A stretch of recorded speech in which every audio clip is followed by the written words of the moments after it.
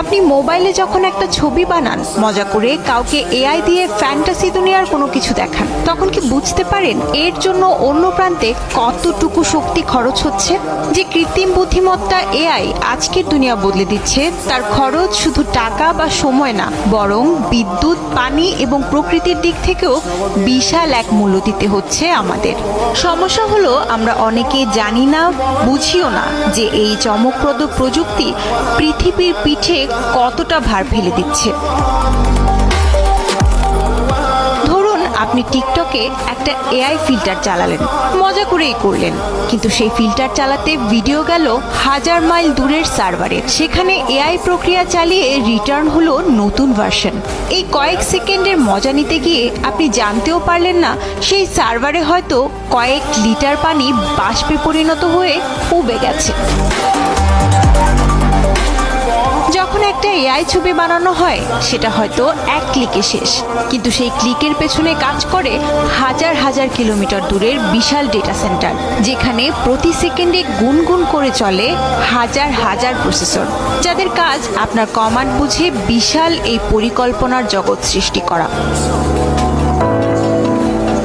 এই বিশাল computing process চালাতে লাগে গিগাওয়াটের পর গিগাওয়াট বিদ্যুৎ, আর সেই বিদ্যুৎ উৎপাদন আর সার্ভার ঠান্ডা রাখতে লাগে প্রচুর পানি।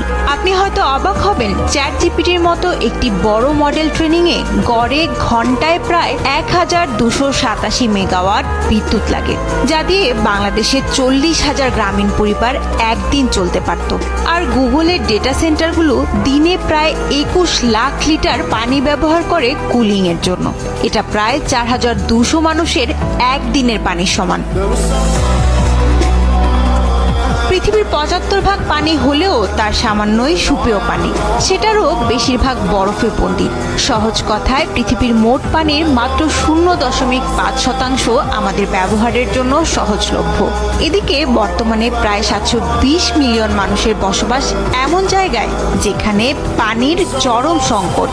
এআই প্রযুক্তির অদম্য বিস্তার সেই পানির সংকট আরও বাড়িয়ে দিচ্ছে। কিন্তু এই কৃত্রিম বুদ্ধিমত্তা কি শুধু প্রয়োজনীয় কাজে ব্যবহৃত হচ্ছে? মোটেই না। এমন এমন কাজেও এই শক্তি খরচ হচ্ছে যেগুলো একেবারে অপ্রয়োজনীয়। ইদানিং সোশ্যাল মিডিয়ায় দেখা যাচ্ছে এআই দিয়ে বিখ্যাত ব্যক্তিদের মুখ বসিয়ে হাস্যকর ভিডিও বানানো হচ্ছে, কাউকে নকলভাবে কাঁদানো বা হাসানো হচ্ছে, এমনকি মৃত ব্যক্তিদেরও জীবিতর মতো দেখানো হচ্ছে।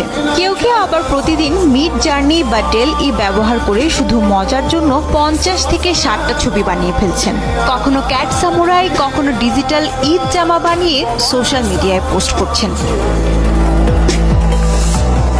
বিজ্ঞানীদের শঙ্কা, এই গতিতে চললে 2030-এর মধ্যে এআই হতে পারে পৃথিবীর অন্যতম বড় কার্বন ও পানি নিষ্কাশনকারী প্রযুক্তি।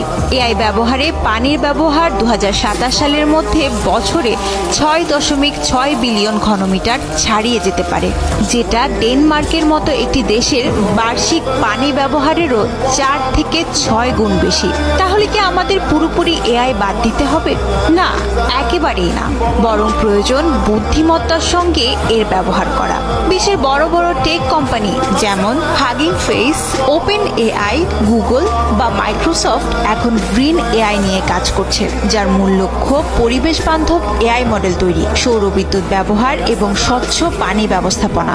কিছু কোম্পানি পুরোপুরি সৌরবিদ্যুৎ বা বাতাস চালিত টারবাইনের মাধ্যমে তাদের সার্ভার চালানোর দিকে যাচ্ছে। আরেকটা বড় দিক হলো, কি কাজে আমরা এআই ব্যবহার করছি তা নিজেকে জিজ্ঞেস করা।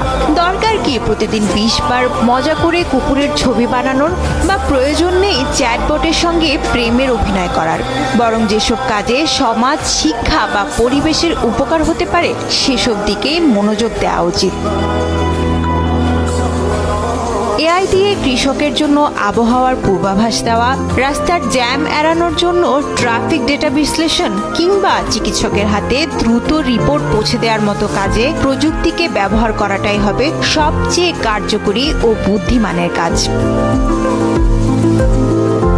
প্রযুক্তি আমাদের বন্ধু, তবে সে যেন পরিবেশের শত্রুতে পরিণত না হয়। তাই একটু দায়িত্ব নিয়ে, একটু বুদ্ধি দিয়ে ব্যবহার করলেই এআই হতে পারে আমাদের ভবিষ্যতের দিশারি, না ধ্বংসের বাহক।